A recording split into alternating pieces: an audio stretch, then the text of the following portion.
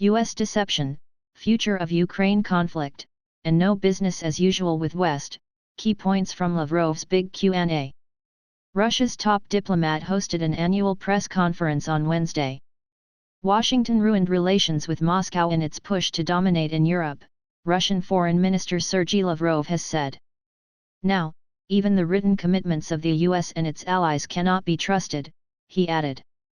The senior Russian diplomat spoke to journalists on Wednesday about Russian foreign policy, the possible resolution of the crisis in Ukraine, and opposition to what his nation perceives as a colonialist approach by the US to world affairs.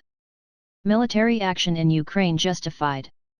The goals of the Russian military operation in Ukraine were not invented and instead are based on core, legitimate security interests, and the nation cannot simply stop pursuing them, Lavrov stated. Ukraine, just like any other Russian neighbor, must host no military infrastructure directly threatening our nation, he asserted.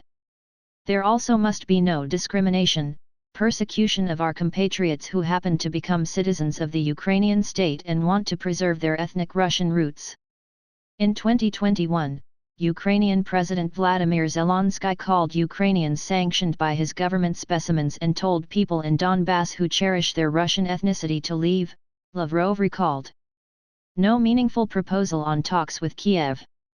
Kiev is not free to decide its own foreign policy, so talking to the Ukrainian government makes no sense, Lavrov said.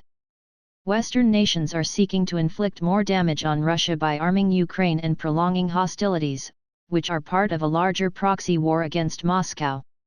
He described as nonsense the notion that other nations must not say a word about Ukraine without Ukraine.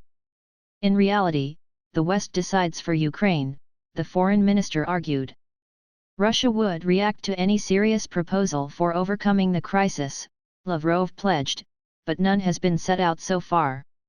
Biden asked for meeting of top spies. The November meeting between the heads of the CIA and the SVR, two prominent foreign intelligence agencies in the US and Russia respectively, happened at the request of US President Joe Biden, Lavrov revealed. The US leader asked Russian President Vladimir Putin for the meeting, he said. CIA Director William Burns and SVR head Sergei Naryshkin met in Turkey, but the US official didn't say anything beyond Washington's public stance, as is typical for sporadic US-Russian contacts, Lavrov remarked. Nevertheless, it had some value. It is the US whose policies have ruined bilateral relations with Russia, and it's up to Washington to fix them, the diplomat added. We will not be running after them saying let's be friends again, he said. No business as usual with West. Russia has had enough of deception by the US and its allies and simply cannot trust them anymore, Lavrov stated. NATO's expansion in Europe is one example, he said, asserting that this went against both the promises given to the Soviet leadership and pledges to uphold indivisible security on the continent by the US-led bloc. The same was true for the Minsk agreements, which Ukraine, Germany, and France apparently signed in bad faith, he said.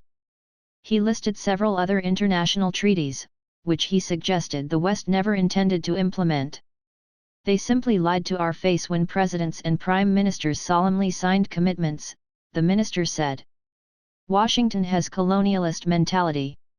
Washington has a colonialist attitude towards other nations in the sense that it seeks to subjugate them one way or another, and exploit their resources for its own benefit, the Russian diplomat said. He mentioned as an example a bill introduced in the US Congress, which seeks to create a strategy to counter the malign influence and activities of Russia in Africa. I believe that in their heart, even those who wouldn't comment on American provocations such as this one are convinced that this proposed law hurts Africans first and foremost, Lavrov said. The document shows colonialist mentality in a new dimension. 3 most important words.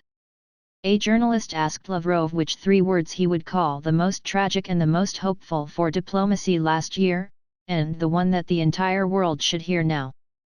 The foreign minister seemed amused by the request for poetic commentary and remarked that his department usually dealt with concrete matters but agreed to answer anyway.